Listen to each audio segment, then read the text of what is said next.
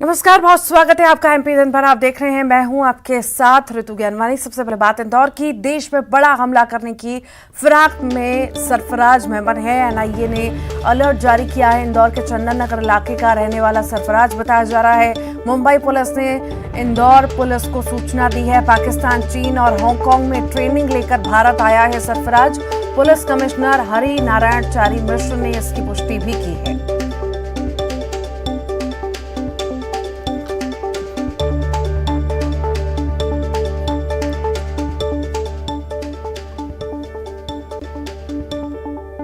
रतलाम में व्यापारी से लूट हुई है। सराफा व्यापारी से मारपीट कर लूट की गई है। 1.5 लाख नगद सहित चांदी के जेवरात की लूट की गई। व्यापारी को लूट कर फरार हो गए बदमाश। 2 बाइक पर सवार होकर आए थे बदमाश। रावटी से रतलाम लौट रहे थे सराफा व्यापारी। धोलावाड़ डैम के पास यह हादसा हुआ। रावटी थाना पुलिस जांच में जुटी हुई है।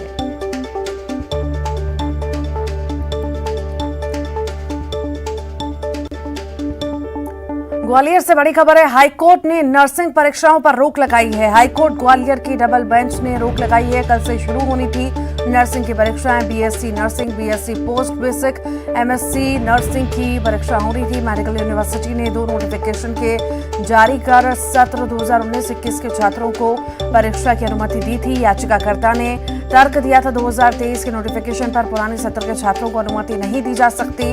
कोर्ट ने परीक्षा पर रोक लगाई है। अगली सुनवाई 14 मार्च को है। परीक्षा पर रोक से हजारों छात्र प्रभावित हुए हैं।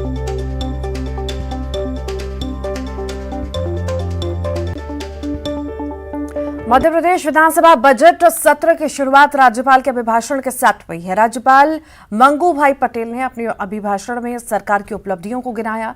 साथ ही रोजगार, आदिवासी, नौजवान, किसान विकास पर सरकार की योजनाओं के बारे में अभिभाषण में बोला। इस दौरान उन्होंने पेसा एक्ट का भी जिक्र किया। पेसा एक्ट को हाल ही में सरकार ने प्रदेश में लागू किया है। अभिभाषण में राज्यपाल ने G20 देशों की बैठक की मेजबानी का जिक्र किया। कहा कि इससे एमपी की छवि पूरे विश्व में उज्जवल हुई है।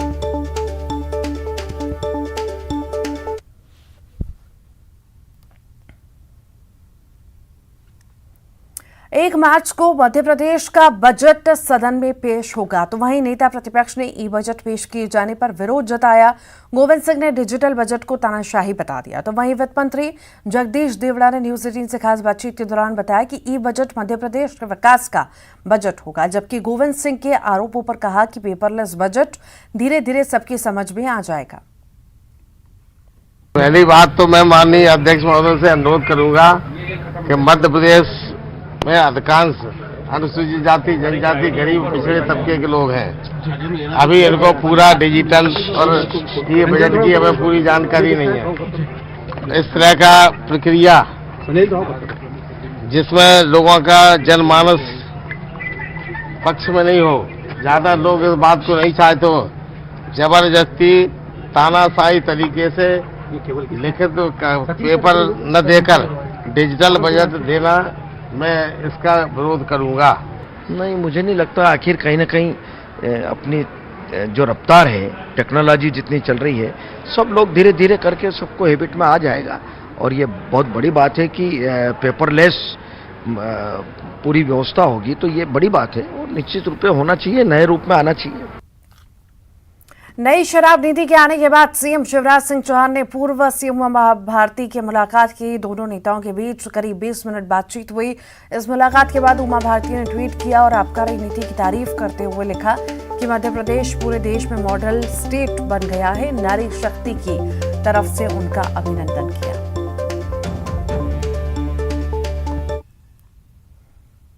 एमपी में इस साल विधानसभा चुनाव होने हैं और इसके पहले ही नेताओं के दल बदल का खेल शुरू हो चुका है। ग्वालियर में कांग्रेस को एक बड़ा झटका लगा। ग्वालियर चंबल अंचल से बड़े ब्राह्मण चेहरे के रूप में पहचान रखने वाले पूर्व विधायक बलवीर दंडोतिया ने बीएसपी में वापसी कर ली है। बीएसपी के प्रदेश अध्यक्ष रमाकांत पिप्पल ने ग्वालियर स्थित संभागीय कार्यालय में बलवीर दंडोतिया को बीएसपी की सदस्यता दिलाई। बीएसपी में घर वापसी करने के बाद बलवीर दंडोतिया ने कहा कि 2019 में उन्हें कुछ कांग्रेसियों ने बरगलाया था, जिसके बाद उन्होंने कांग्रेस पार्टी ज्वाइन कर ली। कांग्रेस पार्टी के अंदर कोई आंतरिक लोकतंत्र और कार्यप्रणाली नहीं है। उन्होंने कहा कि वहां पार्टी के किसी भी सदस्य की कोई सुनने वाला नहीं। यही वजह है कि उन्होंने अपनी गलती को स्वीकार करते हुए बीएसपी में घर वापसी की है। घर वापसी मैंने पूरे जीवन कम से कम 25 साल से बहुजन में ही रहा हूँ। बहुजन से ही विधायक बना था तिमनी से, और मेरे को सांसद का भी चुनाव लड़ाया। मुझे को सांसद का भी बहन जी ने चुनाव लड़ाया। मैं मुरैना से भी चुनाव लड़ा हूँ, तो मेरा उनसे अच्छा वो था। मैं कांग्रेस में गया था एक दो साल के लिए, तो मेरा मन नहीं लगा वहाँ, और मैं अब आ गया हूँ। तो हमारे यहाँ भाईचारा रहता है सभी ब्राह्मणों से, पूरे जिले के से। मध्य प्रदेश में करूँगा, प्रचार करूँगा कि ये दोनों पार्टी ब्राह्मण का सम्मान नहीं करती है। तो बहुजन समाज पार्टी सम्मान किया। मैं उससे पहले मुंतकल भी विधायक रहे, और मेरा पूरा जीवन बहुजन समाज पार्टी में हो गया है। क्यों? जब वहाँ के मेरे कार्यकर्ता है, मेरी उनसे भाईचारा था। वे सब कार्यकर्ता घर पहुँच गए कि आजा भाई साहब दुबनी से चुनाव लड़ो, दुबनी से चुनाव लड़ो। अगर बहन जी की वो होगी हाँ 23 की मेरी तैयारी है। पूरे मध्य प्रदेश में रहूंगा, पर मैं अपने मुरैना जिले में खासकर रहूंगा। प्रीतम लोधी की बीजेपी में वापसी हो सकती है, और इससे लेकर बीजेपी के प्रदेश अध्यक्ष वीडी शर्मा ने संकेत दिए। प्रीतम लोधी की वापसी पर उनका कहना था कि जो पार्टी की विचारधारा के साथ काम करना चाहता है उन सभी का स्वागत है। पार्टी विरोधी गतिविधियों के चलते प्रीतम लोधी को निष्कासित किया गया था। प्रीतम लोधी उमा भारती के करीबी माने जाते हैं।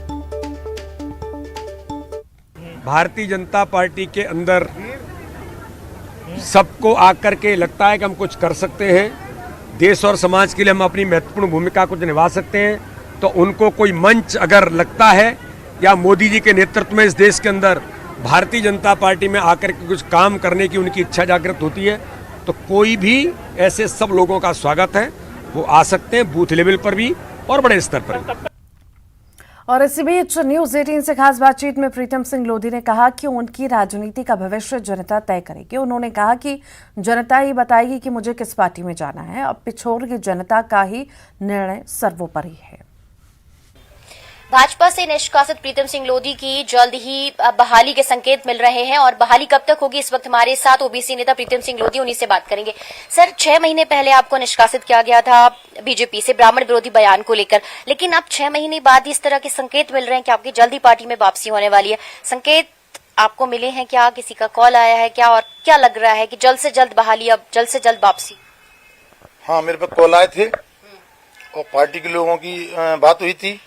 महाराज सिंधिया जी से बात हुई थी मेरी, शिवराज सिंह जी से बात हुई थी मेरी, और भी नेतागण हैं उनसे बात हुई थी, जैसे भूपेंद्र सिंह जी है उनसे बात हुई थी, अपने नरोत्तम जी है उनसे बात हुई थी। तो मेरे को दिल्ली में बुलवाया गया था।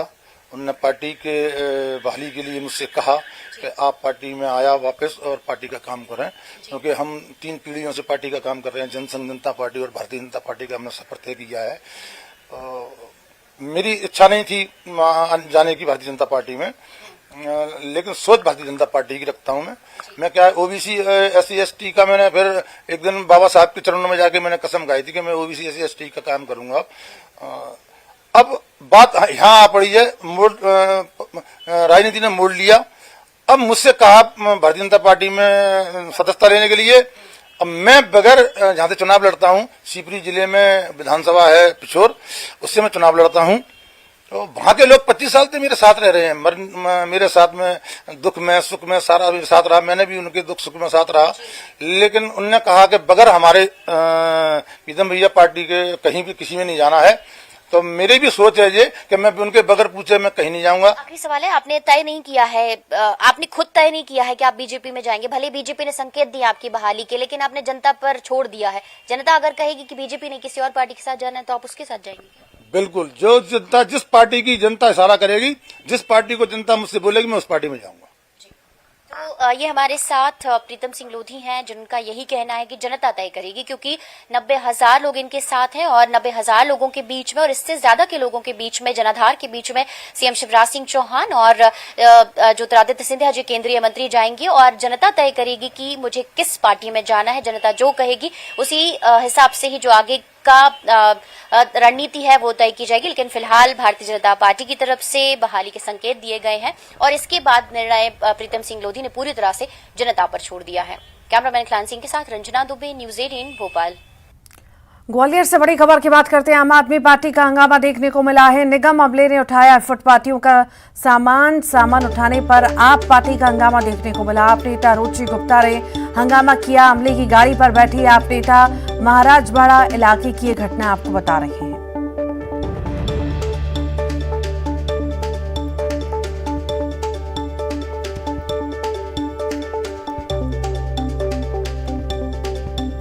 ये तस्वीरें इस वक्त आप देख रहे हैं, ग्वालियर की तस्वीरें हैं। आम आदमी पार्टी का हंगामा देखने को मिल रहा है। निगम अमले ने फुटपाथियों का सामान उठाया है। सामान उठाने पर आप पार्टी का हंगामा देखने को मिला। आप नेता रुचि गुप्ता ने हंगामा किया है। अमले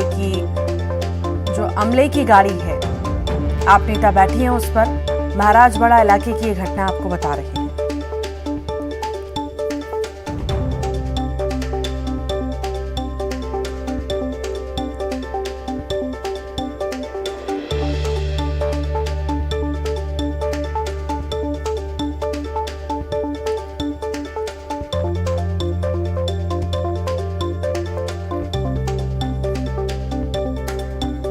ग्वालियर की तस्वीरें देख रहे हैं, महाराजवाड़ा इलाके की ये तस्वीरें हैं। ग्वालियर से बड़ी खबर की बात कर रहे हैं, जहां पर आम आदमी पार्टी का हंगामा देखने को मिल रहा है। निगम अमले ने फुटपाथियों का सामान भी उठाया है। सामान उठाने पर हंगामा आम आदमी पार्टी का देखने को मिला।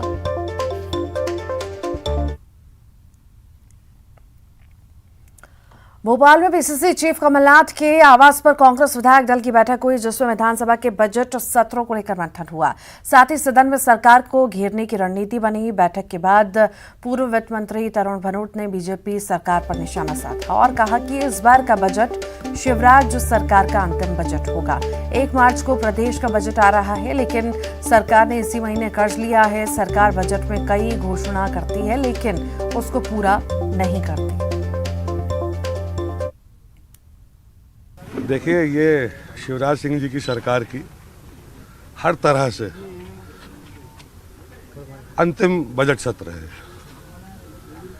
और कांग्रेस पार्टी हिसाब लेगी सरकार से कि पिछले बजट में जो प्रावधान किए गए थे, जो वादे किए गए थे, जो बड़े बड़े सपने दिखाए गए थे, जैसा लगातार वो 18 वर्षों से दिखा रहे थे, वो एक बार पुनः अपूर्ण रह गए। तो उनका हिसाब लेंगे। लगातार परसों बजट आने वाला है और इसी माह सरकार ने 20,000 करोड़ से ज़्यादा का कर्जा ले लिया। घोषणाएं नई नई करते जा रहे हैं। पुरानी 20,000 से अधिक घोषणाएं पड़ी हुई हैं। जिन योजनाओं के लिए प्रावधानित राशि बजट में रखी गई थी, वह तक पूरी नहीं हुई। और आगे बढ़ेंगे, जबलपुर की बात करेंगे। नगर निगम इन दिनों राजनीति का अखाड़ा बन चुका है। महापौर के खिलाफ बीजेपी के तमाम पार्षदों ने मोर्चा खोल दिया। नगर निगम में सभी बीजेपी पार्षदों ने नेता प्रतिपक्ष कमलेश अग्रवाल के नेतृत्व में धरना दिया। नेता प्रतिपक्ष कमलेश अग्रवाल का कहना है कि जबलपुर नगर निगम इन दोनों भ्रष्टाचार का गढ़ बन चुका है। इधर महापौर बीजेपी पार्षदों के आरोपों को सिरे से खारिज कर रहे हैं। महापौर मनमानी कर रहे हैं।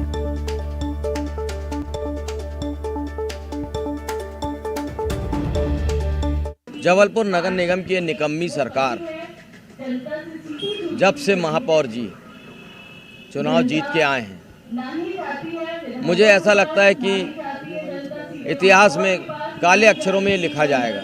आज 8 महीना हो गया है, मगर महापौर जी ने जिस तरीके के जनता को लुभावने वादे किए थे, आज आप देखो वो एक भी वादे पे खरे नहीं उतरे। लगातार वार्तालाप चल रहा है।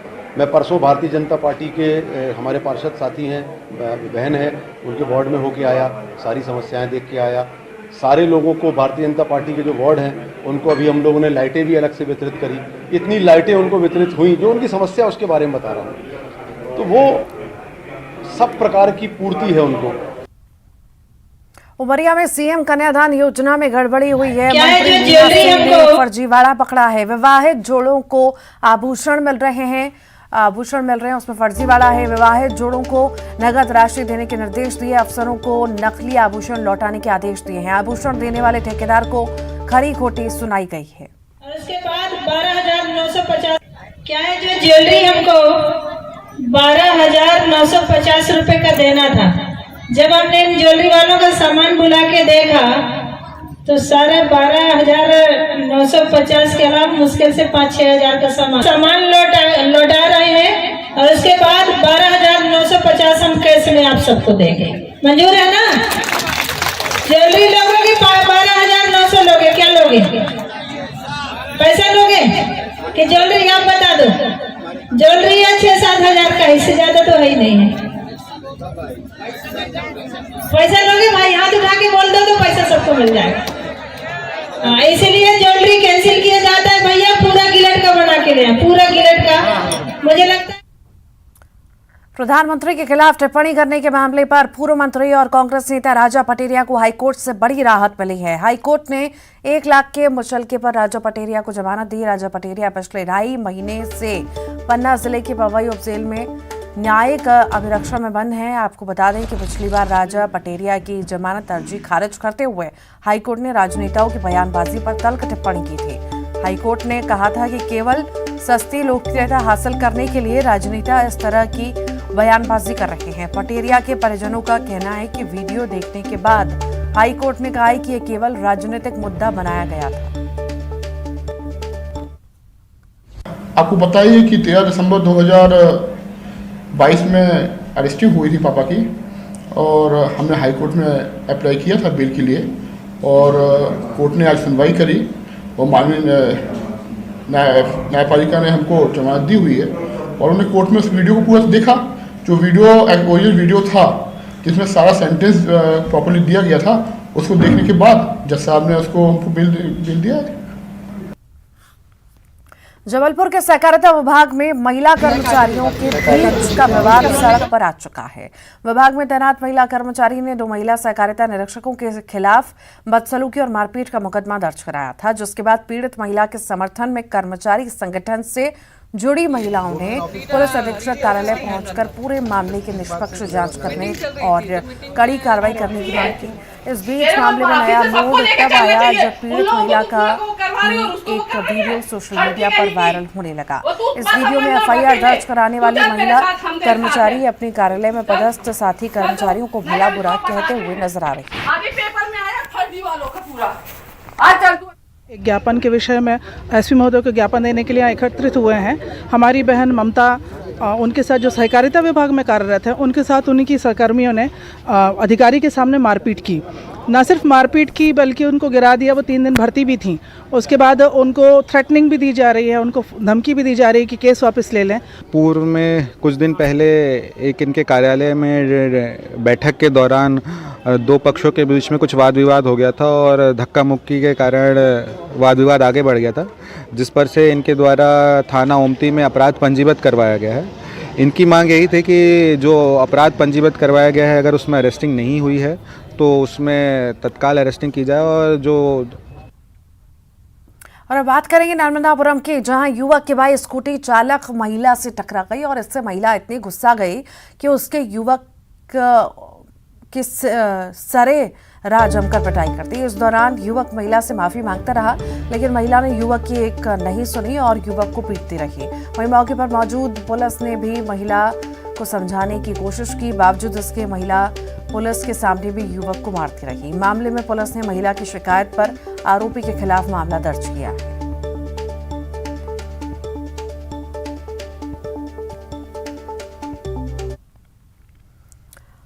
हरदा की रहने वाली युवती के साथ सामूहिक दुष्कर्म का मामला सामने आया। पीड़िता ने पुलिस को बताया कि सफी खान और महेंद्र कार में घुमाने के बहाने ले गए, बीच रास्ते में कोल्ड ड्रिंक में नशे की दवा पिलाकर दुष्कर्म किया। आरोपियों ने पीड़िता का वीडियो वायरल करने की धमकी देकर उसे चुप रहने को कहा, लेकिन हिम्मत जुटाकर महिला थाने पहुंची। पुलिस ने पीड़िता की शिकायत पर सफी खान और महेंद्र के खिलाफ मामला दर्ज किया।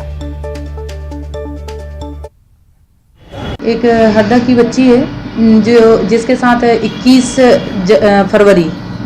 फरवरी को 2 हरदा की 2 व्यक्तियों ने बलात्कार की घटना करी थी और उसको डराया धमकाया था। तो बच्ची की रिपोर्ट पर से महिला थाना में अपराध पंजीबद्ध किए गए हैं बलात्कार की और आरोपी की कार्रवाई कर रहे हैं, तलाश की कार्रवाई कर रहे हैं। उज्जैन में नगर निगम और पुलिस ने अतिक्रमण हटाने की कार्रवाई की और इसी दौरान संयुक्त हमले ने देवास गेट बस स्टॉप क्षेत्र से मालीपुरा क्षेत्र और तोपखाना मार्ग होते हुए श्री महाकाल मंदिर जाने के मुख्य मार्ग से अतिक्रमण पर हथौड़ा चलाया।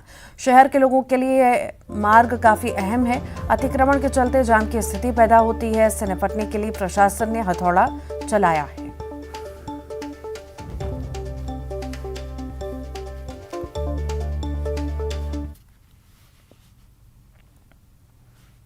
देवास में प्रॉपर्टी डीलर की हत्या के आरोपी के मकान को ढहा दिया गया। दरअसल देवास पुलिस ने कुछ दिनों पहले ही फिल्मी स्टाइल में हुए हत्याकांड का खुलासा किया था, जिसके बाद लोग एसपी को आवेदन देकर आरोपियों की अवैध संपत्ति पर कार्रवाई की मांग कर रहे थे, जिसके बाद आरोपियों की अवैध संपत्ति को चिन्हित कर ढहा दिया गया।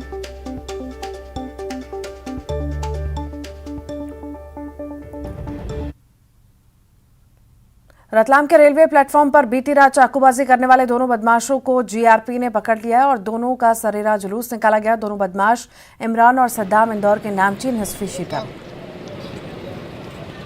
आने के बाद इसने बोल दिया हमने समझ गए पी रखा है, तो हम निकले ना, तो इसने बोला चल चलते हैं यहाँ से, अपन उधर से ले लेंगे टिकट। तो एक और आया पीछे से और उसने कंधे पे हाथ रखा इसके और हमारे साथ में चलने का चक्कू निकाला, कहाँ जा रहे हो ये पूछने लग गया और पैसे की मांग करने लग गया। तो हमने मना कर दिया, तो हम चिल्लाए वहाँ पे, वो आया और मारने लग गया दोनों को। पहले मेरे को मारा लात से और इसको चाकू दिखा के पेट में चाकू घुसने की कोशिश की, पर इसने हाथ से चाकू कैसे भी बचाव में पैर पे लगी, मेरे भी पैर पे चाकू घुसेड़ दिया उसने। और पूछताछ की गई है तो थाना चंदन नगर में एक मुकदमा कायम हुआ है, जिसमें बाद में इन्वेस्टिगेशन में 307 की धारा बढ़ाई गई है। तो उसमें ये दोनों फरार थे और अपना फरारी ये खरगोन, अलीराजपुर और झावा में काट रहे थे। इसके बाद इनका प्लान था कि ये रतलाम से निकलकर अजमेर चले जाएं, जहां वो फरारी काटे। इसी कारण से ये अपने पास ना कोई आईडी रखी हुई थी इन्होंने और ना ही इनके पास फोन था, ताकि कोई ट्रेस नहीं कर सके। सीहोर में सोमवार की देर शाम इछावर मार्ग पर पिकनिक स्पॉट कोंझर के पास पारसी समाज के 2 गुटों में आपसी विवाद हुआ। देखते ही देखते ये विवाद खूनी संघर्ष में तब्दील हुआ। दोनों पक्षों से लगभग 7 महिला पुरुषों को गंभीर चोटें आई हैं। दरअसल इनके बीच पिछले 3 दिनों से किसी वैवाहिक रिश्ते को लेकर मनमुटाव चल रहा था।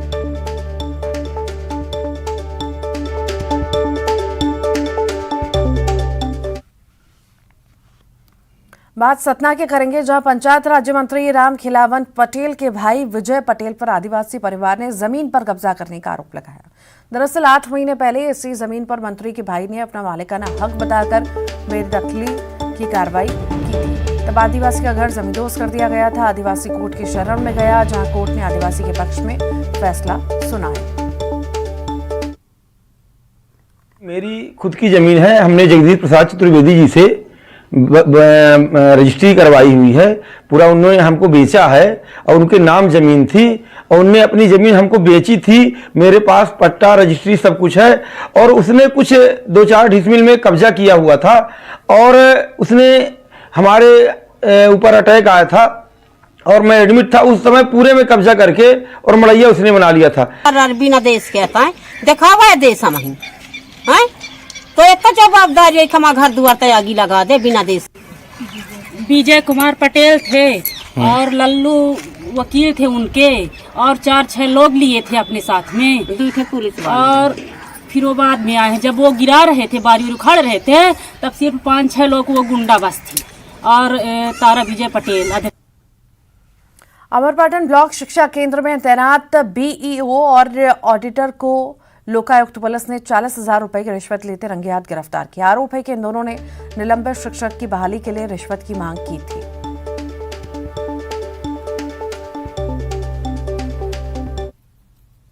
ये 50,000 रुपये वो मांग रहे हैं, आप दे दोगे तो आपका बहाली करा देंगे। इस आशय की शिकायत लेके ये एसपी लोकायुक्त श्री धाकड़ साहब के पास आए। उन्होंने शिकायत का सत्यापन कराया। शिकायत सत्यापन में शिकायत सही पाई गई तो आज राजेश निगम विकास खंड शिक्षा अधिकारी 40,000 रुपये की रिश्वत लेते हुए रंगे हाथ पकड़े गए। मंदसौर पुलिस पर एक शख्स ने गंभीर आरोप लगाया। शख्स ने एसपी से शिकायत की है और कहा है कि पुलिस उससे अवैध वसूली करती है, नहीं देने पर एनडीपीएस एक्ट की धमकी देती है। शख्स ने कहा कि अफजलपुर थाने के प्रभारी उसकी जासूसी कर रहा है। उसकी 2 गाड़ियों को पहले थाने में खड़ा करवाया, बाद में उसमें जीपीएस फिट कर दिया और उसकी जासूसी की गई। बहरहाल पुलिस ने शिकायत की जांच की बात कही है। आज खड़ी मेरे पूर्व मेरे मिलने वाले को वहाँ पे गाड़ी खड़ी थी। 4-5 महीने पहले जब ये नयाबादी थाने पे थे, जब मेरी गाड़ी उठा के लेके गए और मेरे से पैसे की मांग करी और बोला कि गाड़ी थाने पे 5-5 गाड़ी है, पानी से नहीं चलती है, इसमें डीजल भराना पड़ता है। उसके बाद उन्होंने गाड़ी में जीपीएस लगाया। उसके बाद मेरी गाड़ी आलोट से भरा के आ रही थी, इन्होंने पकड़ी और मेरे ड्राइवर को मारा, नईम को। आवेदक हारून खान है, उसने भी एक पुलिस अधीक्षक कार्यालय में शिकायती आवेदन पत्र दिया है। उसकी जांच अभी आज ही दिया है, तो उसकी की जा रही है। उसमें उसने आरोप लगाया कि थाना प्रभारी अफजलपुर द्वारा उसकी गाड़ी में जीपीएस लगाया गया है, तो इस संबंध में जांच करके वैधानिक कार्रवाई की जाएगी। हरदा में नेशनल हाईवे बना रही पाथ इंडिया कंपनी को बिना अनुमति मिट्टी मुरम खनन करने पर अपर कलेक्टर ने 51 करोड़ रुपए का नोटिस जारी किया है। किसानों की शिकायत मिलने पर प्रशासन ने रहटगांव तहसीलदार से जांच कराई थी। जांच में बात सामने आई थी कि भादुगांव के अंधेरी खेड़ा से अलग अलग 19 खसरों से 3,44,000 से ज़्यादा घन मीटर मिट्टी और मुरम का अवैध उत्खनन किया गया था।